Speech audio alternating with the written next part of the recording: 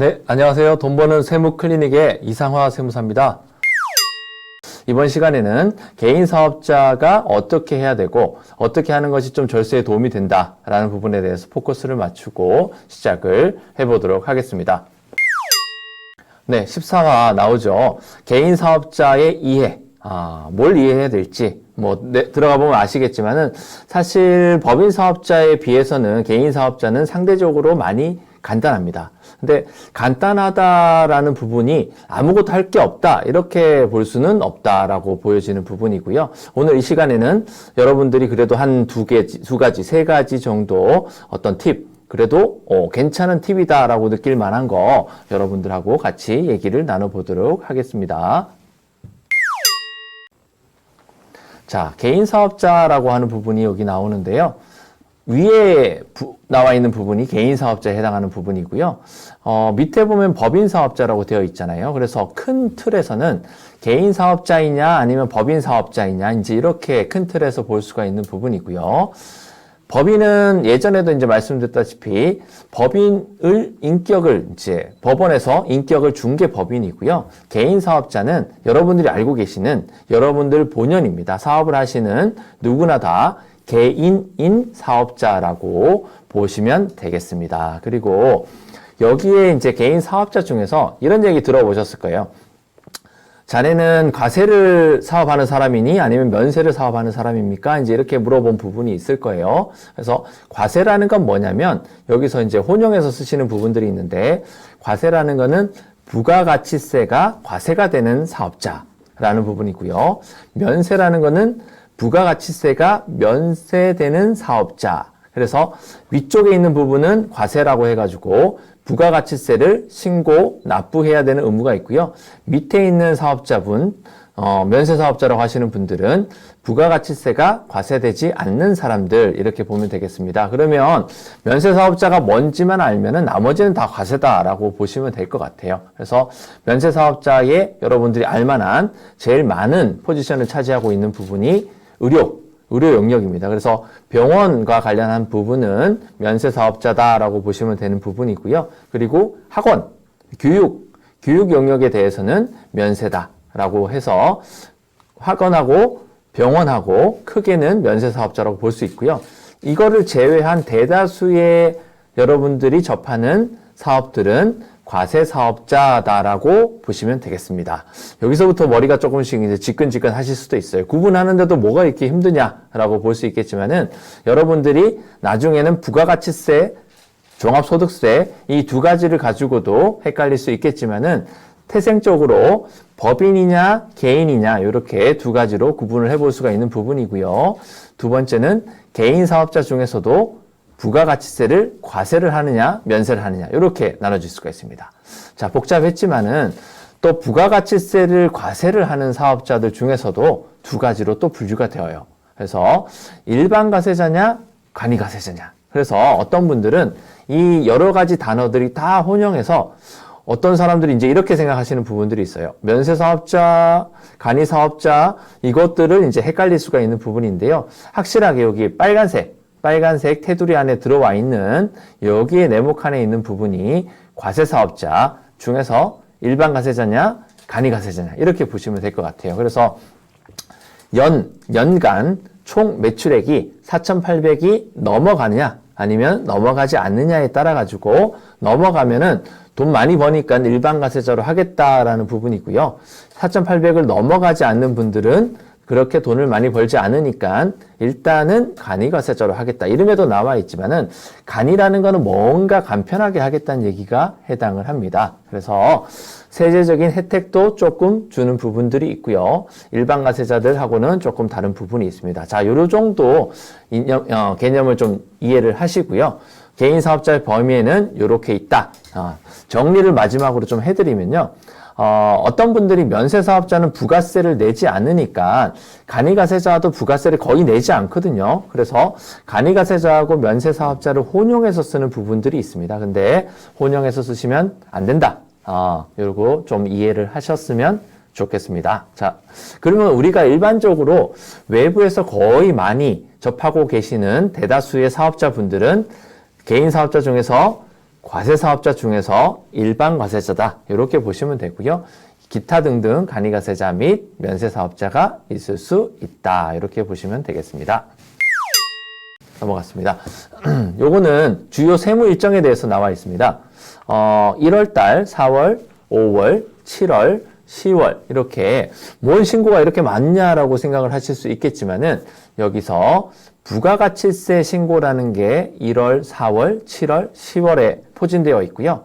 5월 달에는 부가가치세 신고를 한 거를 다 모아서 종합소득세 신고를 한다. 이렇게 보시면 될 것 같습니다. 자, 나는 부가세가 뭐고 소득세가 뭐고 잘 모르겠다. 이렇게 계시는 분들도 있잖아요. 조금 뒤에 그거에 대해서 설명을 드리도록 하겠습니다. 일단은 내가 사업을 처음 시작을 한다라고 하면은 1월 달이 됐다. 지금은 이제 5월 달이잖아요. 5월 달이라고 하는 거는 2018년도에 1년 토탈에서 내가 벌어들인 수입에 대해서 5월 달에 신고한다. 이거를 제가 뭐 칠판에 써드리면 조금 이해를 하시기가 편할 수도 있겠으나 말로 좀 이제 이해를 하셔야 될 것 같습니다. 그래서 원래는 지금 요게 1월, 4월, 5월, 7월, 10월 이렇게 나와 있지만은 2018년 1월 달에 신고한 거와 4월 달 신고한 거, 7월, 10월 신고한 거를 1년치를 가지고 그 다음 연도 5월 달에 소득세를 신고한다. 이렇게 보시면 될 것 같습니다. 그래도 처음 만약에 사업을 신고하시는 분들은 이 내용조차도 조금 어려우실 수도 있어요. 그러나 사업을 좀 하셨다라고 생각을 하고요. 이 정도로 생각을 하고 넘어가도록 하겠습니다. 그리고 신고 일정을 모르실 리는 없어요. 왜냐하면은 세무서에서 친절하게 안내문이 우편으로 오기 때문에 1월, 4월, 7월, 10월 이렇게 부가세 신고를 하시면 되고요. 5월 달에 1년에 한 번 소득세 신고를 하면 된다. 이렇게 개념을 이해하시길 바라겠습니다. 자, 개인사업자의 이해도에 대해서 동그라미를 제가 이렇게 표시를 해드렸는데 이 동그라미가 어떤 걸 의미하는지를 보시면 될 것 같아요. 자, 가운데 있는 빨간색 종합소득세 신고 5월이라고 굉장히 간단하게 되어 있지만은 저 신고가 가장 중요한 신고다라고 보시면 될 것 같고요. 왼쪽, 오른쪽에 있는 파란색, 노란색 동그라미에 있는 부분이 종합소득세를 이렇게 조금씩 감싸고 있습니다. 그래서 부가세 신고를 잘했다라고 하는 부분은 소득세 신고에 대해서 어느 정도 절세에 이를 수 있다는 얘기가 되고요. 인건비 신고를 잘했다라는 얘기는 소득세 신고에 어느 정도 영향을 미칠 수 있다. 이렇게 보시면 될 것 같아요. 그러면 여기서 질문. 부가가치세 신고와 인건비 신고는 관련성이 있을까요? 네. 관련이 있다라고 생각하시는 분들이 생각보다 많습니다. 근데 그림에도 나오다시피 부가가치세 신고와 인건비 신고는 전혀 상관이 없습니다. 소득세 신고에만 영향을 미친다는 얘기죠. 그래서 이런 질문들을 많이 받습니다. 저는 인건비를 엄청나게 많이 지출을 하고 있는데 부가세를 왜 이렇게 많이 내는지를 모르겠습니다. 이거 굉장히 현명하지 않은 질문이다라고 보여지게 됩니다. 뒤에서 조금 설명을 드리도록 하고요. 여기까지는 요 정도 있다라고 보시면 될 것 같아요. 네. 자, 그러면 모든 세법상의 거래는 비용을 지출 시에는 인정받을 수 있는 증빙을 수취해야 됩니다. 그래서 보통 머릿속에 떠올리는 게 영수증이라는 개념을 떠올리고 있는데요.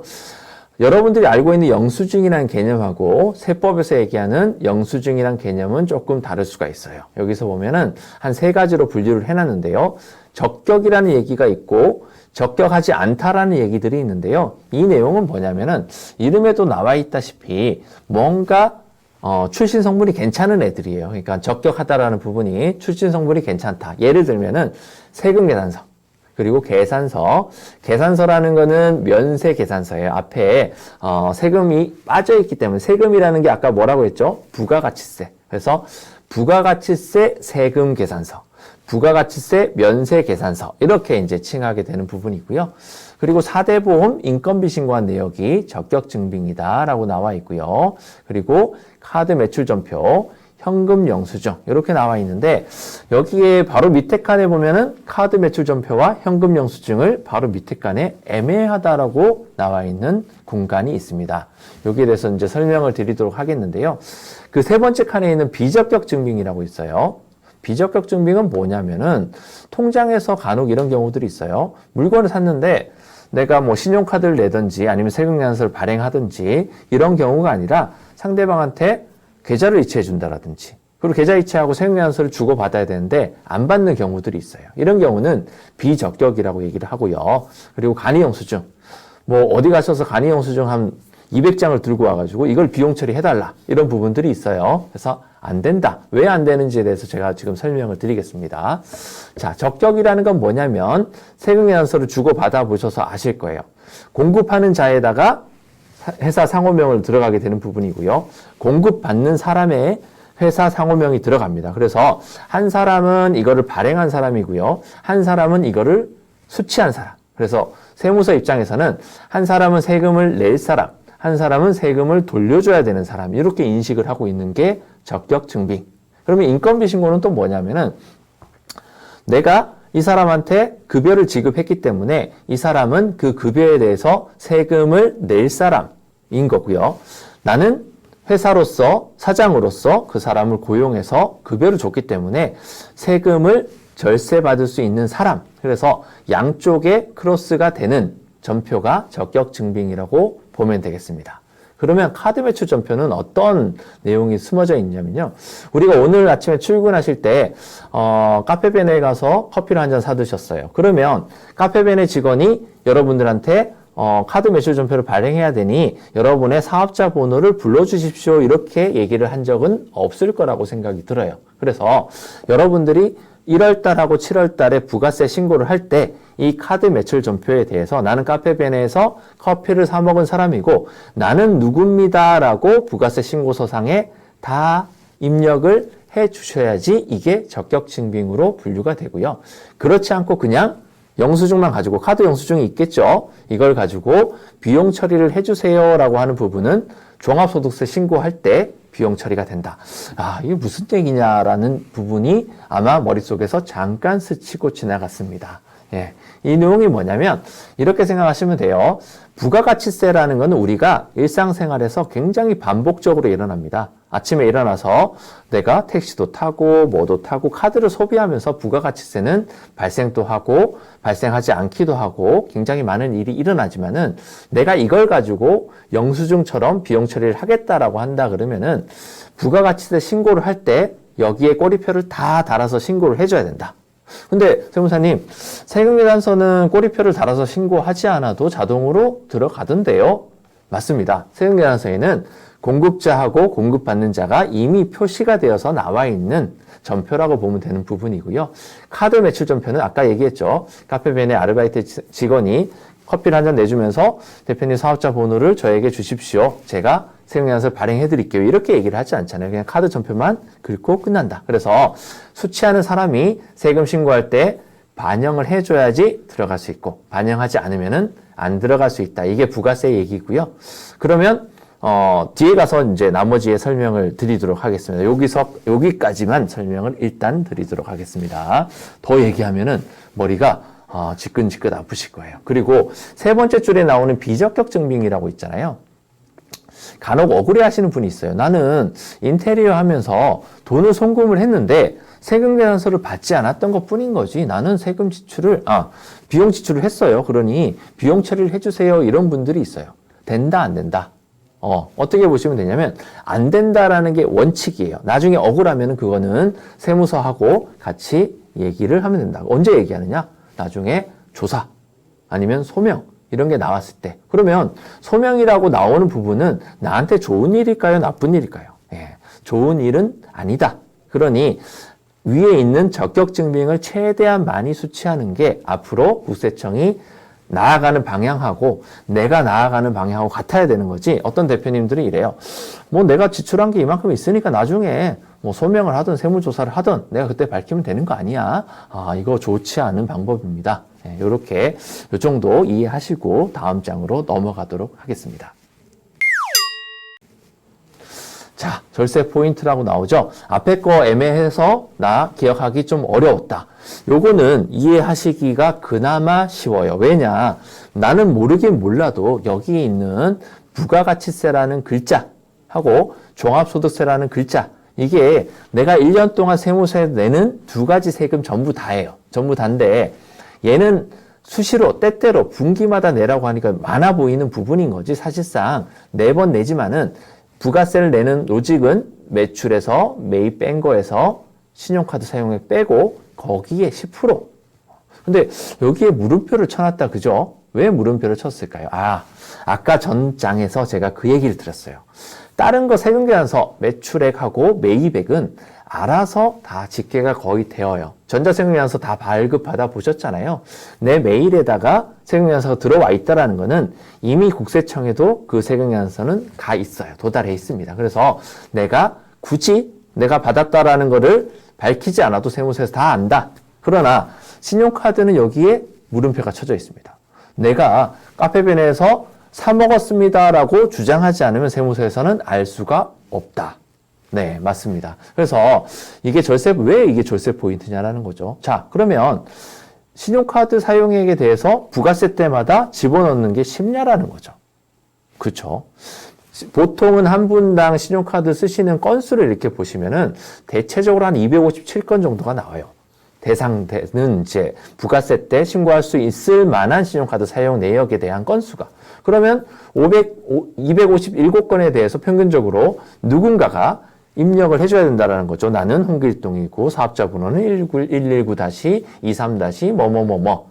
나는 4월 13일 날 뭔가를 먹었고 이거는 업무상 어떤 내용에 해당합니다라는 거를 부가세 신고 그 짧은 시간에 소득세는 31일까지 신고하는데 부가세는 25일까지 신고하거든요. 그러면 국세청 전산이 열리는 시간이 15일이에요.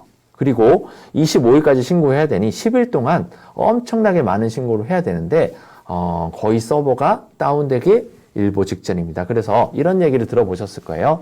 어떤 분들이 세무대리인 분들이 이런 얘기를 해요.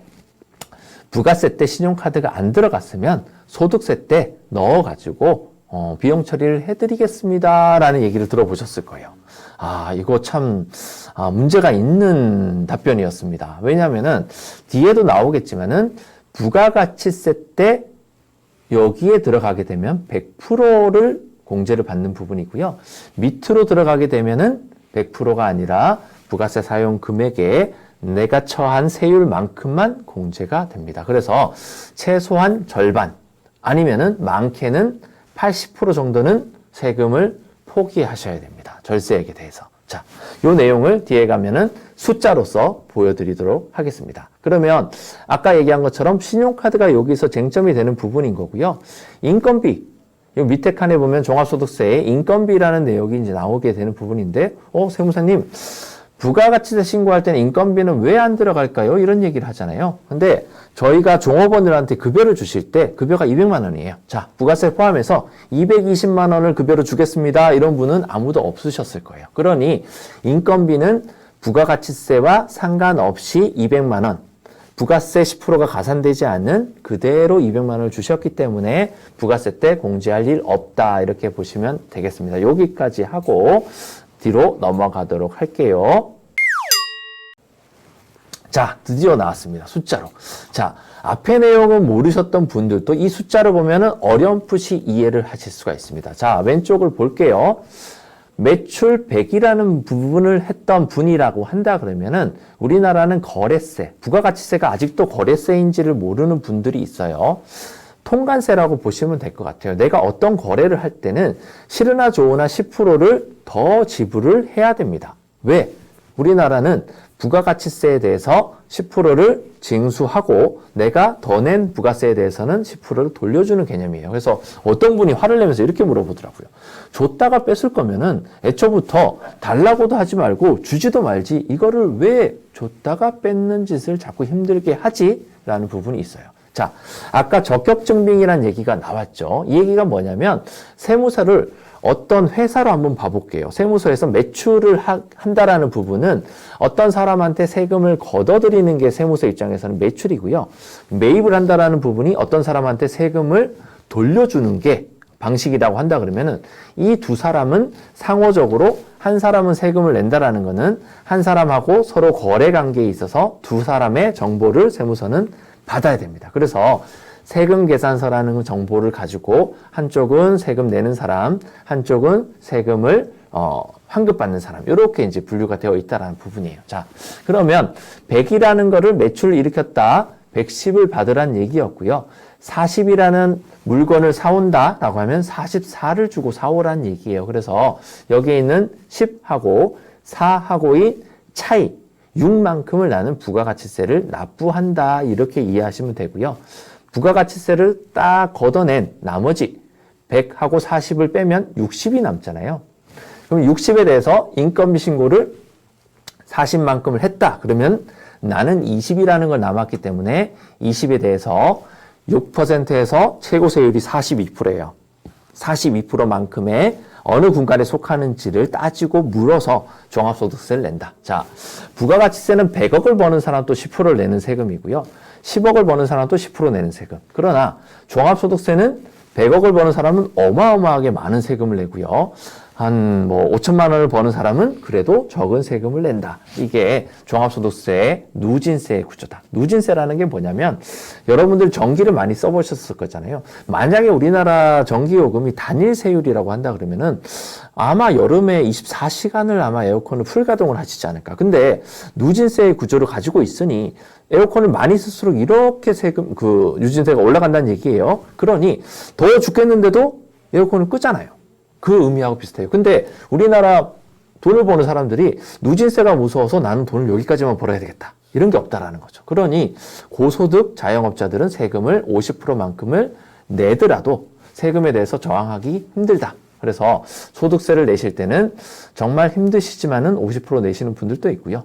그러나 부가세 때는 10%밖에 안 되니까 내도 된다. 근데 부가세를 6개월에 한 번씩 이렇게 내다 보니까 많아 보이는 거죠. 그래서 저항을 하기 힘들다라고 보여지게 되겠습니다. 여기까지 이해가 되셨는지는 모르겠어요. 제가 가장 알기 쉽게는 설명드리고 있는데요. 마음은 살짝 무거워요. 왜냐하면은 법인 관련해서 설명을 드릴 때는 그래도 법인 대표님들이 세금에 엄청나게 관심을 가지고 있는 분, 근데 개인 사업자를 하시는 분들은 그래도 이런 얘기들에 대해서 그렇게 많이 관심을 가져본 적은 별로 없다. 그러나 여기에 있는 숫자를 이렇게 보시게 되면은, 자, 하나, 인건비는 부가세와 아무런 상관이 없다. 이런 거 이해하시면 되고요. 저희 미용실 원장님이 그런 얘기를 하시더라고요. 나는 디자이너한테 엄청나게 많은 돈을 지불하고 있는데 왜 부가세를 많이 내야 되는지 모르겠어요. 자, 이제 이해하셨죠? 인건비를 지출하는 거는 부가세와 전혀 상관이 없다. 이렇게 보시면 되겠고요. 자, 여기에 보면은 또 이제 시간이 이제 굉장히 압박이 오는데, 바로 앞에 있었던 내용하고 거슬러 올라가서 부가가치세는 매출, 매입, 차감한 거에서 신용카드 사용액, 물음표 요거 하나 나왔죠. 여기에 10% 곱하는 거. 자, 앞장에 하나 나옵니다. 앞장에 여기에 보면은 부가세는 60%가 나오죠. 6이라는 숫자가 10에서 4 뺀 게 60%. 뒷장에 가보면 1억에서 똑같이 만들어 놓으면 좋겠는데, 아무튼 1억에서 0.6억을 뺐더니 부가율이 40%였다. 이렇게 나오고요.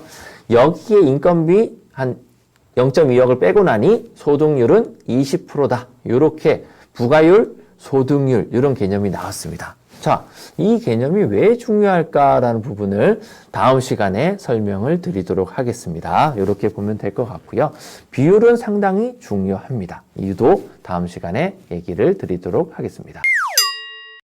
이번 시간까지 정리해드린 내용을 보면은 개인 사업자는 부가가치세와 종합소득세 신고를 한다. 이 중에서 다음 시간에 더 집중적으로 말씀을 드리겠지만은 종합소득세가 훨씬 중요하다. 왜냐면요, 부가가치세는 어떤 분들이 이런 얘기를 해요. 부가세를 좀 적게 내게 해달라. 아무리 얘기를 해도 이거는 세금계산서를 거래한 내역을 가지고 얘기를 하는 부분인 거고요. 여기에서 부가세를 절약할 수 있는 팁 하나, 신용카드.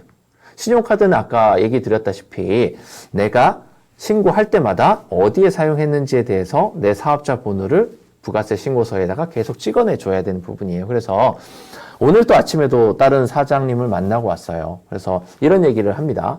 지금 소득세 신고 기간이니까요. 비싸다.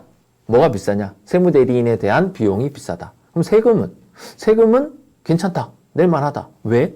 그만큼 뭔가를 많이 해드렸다는 얘기가 되는 부분이에요. 근데 그 서비스업에 해당을 합니다. 서비스라는 건 뭐냐면 저희는 어떤 이런 재료를 가지고 공급을 해드리는 업체를 본다 그러면은 싸고 좋은 물건을 잘 찾으면 있습니다. 근데 서비스라는 거는 싸고 좋은 서비스는 세상에 존재를 하지를 않습니다. 이거 하나 이해를 해주시고요. 아까 얘기하셨던 부가가세 신고할 때 하나만 기억하시면 됩니다. 신용카드 사용 내역이 내가 생각하는 만큼 충분히 잘 들어갔는지만 잘 따져보시면요. 이 금액이 실제로 수수료하고 비교해 봤을 때 나는 수수료를 정말 싸게 지급하고 있다. 대신 이거 신용카드 별로 안 들어가고 있어. 감수하셔야 돼요. 네. 근데 내가 수수료 어느 정도 좀 지불을 하고 있어. 그러나 신용카드가 충분히 많이 들어가서 세금적인 혜택을 많이 받고 있어.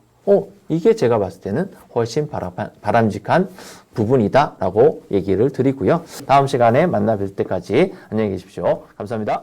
구독과 좋아요 부탁드립니다. What's your vision?